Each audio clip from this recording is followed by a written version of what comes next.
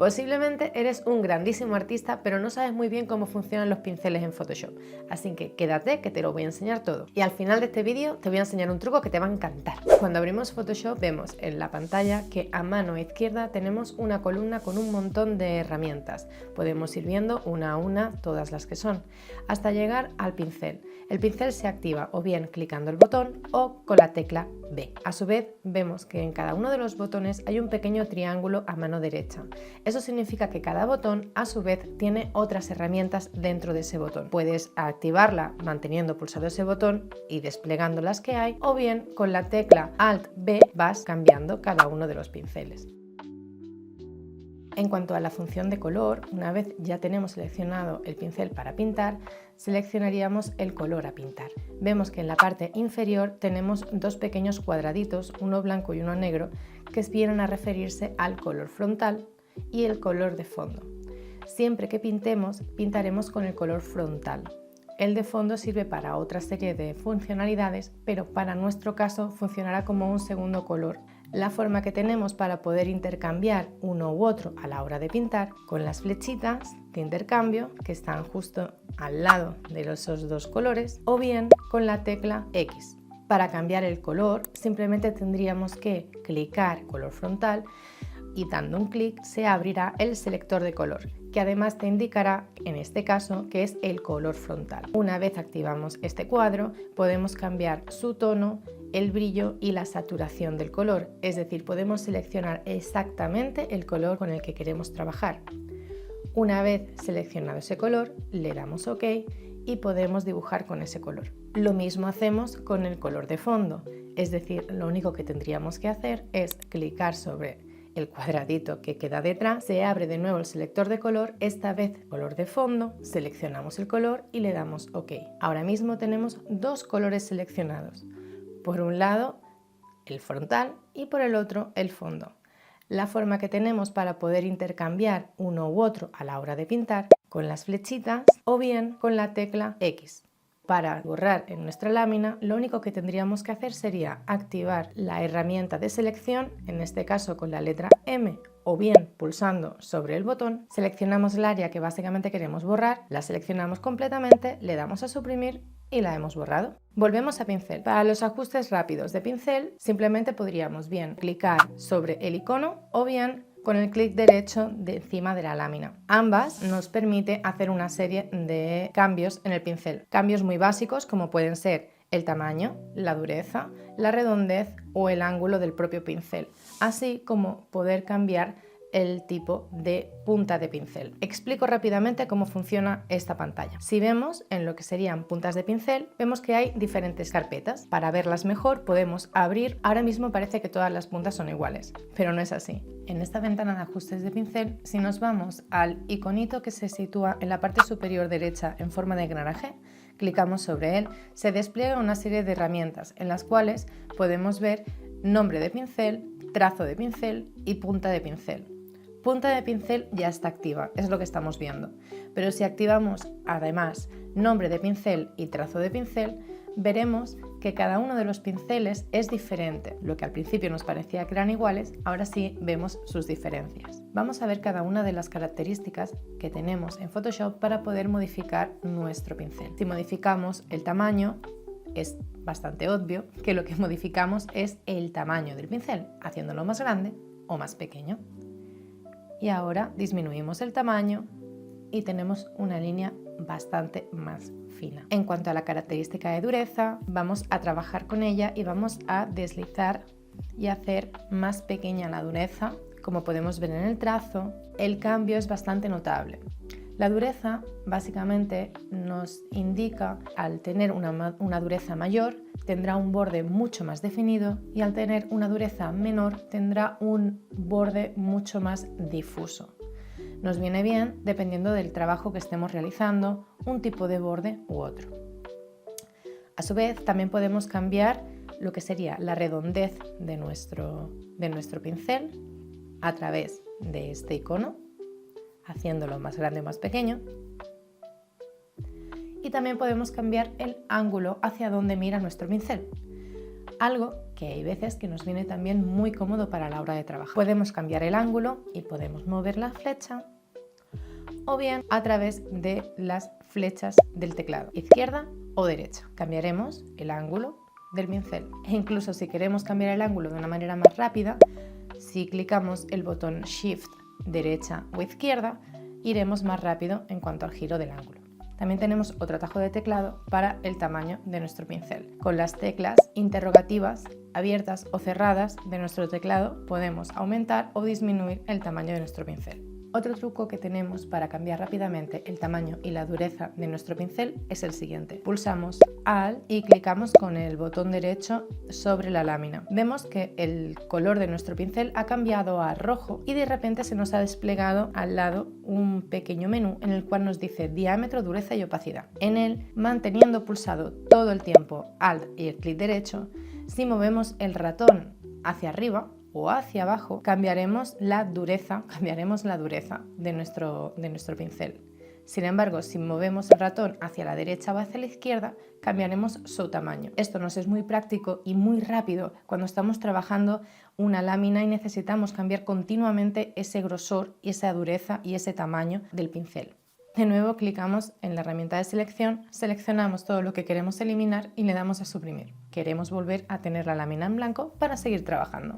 El siguiente ajuste que tenemos en pincel sería la opacidad. Si tenemos un 100% de opacidad, nuestro pincel será totalmente opaco, es decir, el color será 100% vivo. Sin embargo, si bajamos esa opacidad, vemos cómo tenemos una cierta translucidez en nuestro pincel. Esto, por ejemplo, nos viene muy bien si estamos trabajando algo muy parecido como si fueran acuarelas. Es muy interesante cuando estamos trabajando, por ejemplo, con nubes o estamos trabajando con sombras o estamos trabajando con luces, cuando necesitamos tener muy claro hasta qué punto necesitamos sombrear. En la opacidad nos funciona muy bien porque tenemos mucha precisión a la hora de trabajar. Cuando yo hago un trazo, se mantiene el color a la opacidad que yo le he puesto, es decir, ese 14%. Pero si yo levanto el pincel o el ratón y vuelvo a pasar encima, exactamente en el mismo tramo, le estoy dando una carga de otro 14%. Es decir, vemos que se ha oscurecido un poquito más. Y si vuelvo a levantar y vuelvo a pasar por encima, le estoy dando otra carga del 14%.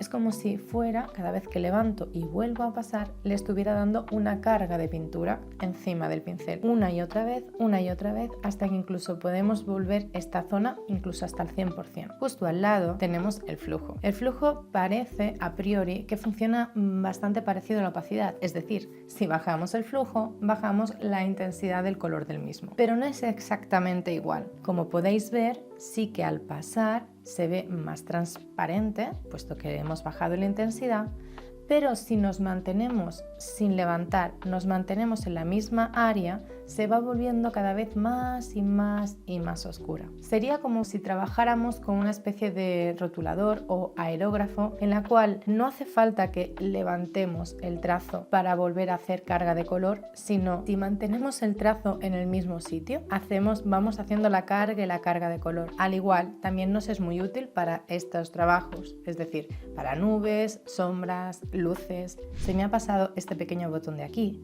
Este botón de aquí significa que es la presión. Cada vez que veáis este botón, que es un circulito con un lápiz, es para la tableta gráfica. Son iconos o ajustes que vienen vinculados con la presión que ofrece la tableta gráfica. En este caso, como este icono está al lado de la opacidad, lo que significa es que la presión de nuestro lápiz en la digitalizadora o en la tableta gráfica nos dará mayor o menor opacidad. Es decir, a menor presión será un color más transparente, a mayor presión irá abriendo más carga de color y será un color mucho más opaco. Suavizar suaviza el trazo. Tiene sus pros y sus contras. Es una herramienta muy útil si, por ejemplo, estamos ya definiendo nuestro boceto, es decir, le estamos dando las líneas finales de nuestro dibujo. Nos viene muy bien esta herramienta de suavizar, puesto que nos ayuda con el trazo, haciéndolo mucho más sutil y mucho más bonito. Pero tiene su contra, es decir, a mayor nivel de suavidad, más delay tiene nuestro trazo, puesto que el ordenador necesita más recursos para hacer que el trazo sea más suave. Entonces tenemos que trabajar muy bien con suavizar. Normalmente se suele trabajar sobre un 15%, 10% cuando estamos haciendo sobre todo bocetado. Sí que es verdad que si trabajamos algo mucho más fino o más preciso, puedes aumentar este ajuste y te ayudará a hacer el trazo. En este caso os estoy haciendo un pequeño ejemplo en el cual podemos ver que el trazo del círculo o el trazo del triángulo está mucho más definido cuando hemos aumentado suavizar que la primera vez que hemos hecho el trazo. Justo al lado podemos ver lo que ya hemos explicado anteriormente, que es el ángulo del pincel. Podemos hacerlo de múltiples maneras, pues esta es otra manera que Photoshop te permite cambiar el ángulo de lo que sería el pincel. El siguiente botón, como bien hemos visto antes, es un botón de presión. En este caso, la presión lo que determinará será el tamaño del pincel. Es decir, a menor presión será un pincel más pequeño, a mayor presión se aumentará el tamaño del pincel, haciendo que el grosor de nuestro trazo sea mayor. Sigamos. Este último botón, que tiene forma de mariposa, es el botón de simetría. Nos es muy útil cuando, por ejemplo, queremos hacer algo que sea simétrico. Simplemente clicaríamos sobre este icono, nos aparece un listado de simetrías que podríamos usar, vertical, horizontal, doble eje. En este caso vamos a usar el más común, que sería vertical. Nos aparece una línea en azul en la cual podemos moverla hacia el lado que queramos situarla. En el momento que nos guste en el sitio en el que está, le damos a hecho, aceptar o al clic. Y a partir de aquí podemos dibujar. Como podéis ver, todo lo que se dibuja en un lado automáticamente es replicado en el otro, teniendo una simetría perfecta. Una vez hemos acabado de dibujar, si nos gusta el dibujo, volvemos al icono de la mariposa y le damos a simetría desactivada. Automáticamente la línea azul desaparecerá y volveremos a tener el dibujo a nuestro total control. Podemos diferenciar y ver diferentes herramientas, como puede ser, por ejemplo, la mandala, que es muy divertida. Si le damos a mandala, podemos seleccionar el número de segmentos que queremos para nuestra mandala. Imaginaros que queremos 6, le damos OK y es el mismo proceso. Situar, hacerlo más grande o más pequeño, situarlo donde nos interesa, aceptamos, dibujamos y una vez hayamos dibujado, simplemente nos vamos a desactivar y una vez desactivado volvemos a tener el control de nuestro dibujo. Si nos vamos a ajustes de pinceles rápido, es decir, al botón o clicando en mano derecha, tenemos un número limitado de pinceles. Tenemos varias carpetas en las cuales tenemos los pinceles generales, los pinceles secos, húmedos o los de efectos especiales. Estos pinceles que ya vienen predefinidos por Photoshop no son útiles para todas las herramientas. Hay algunos pinceles que están preconfigurados para una serie de herramientas y no para otras. Tenemos que tener muy en cuenta qué pinceles están libres de configuración para poder trabajar con todas las herramientas. Como podéis ver, hay pinceles, como en los pinceles generales, en los cuales no nos encontramos ningún icono en la parte superior.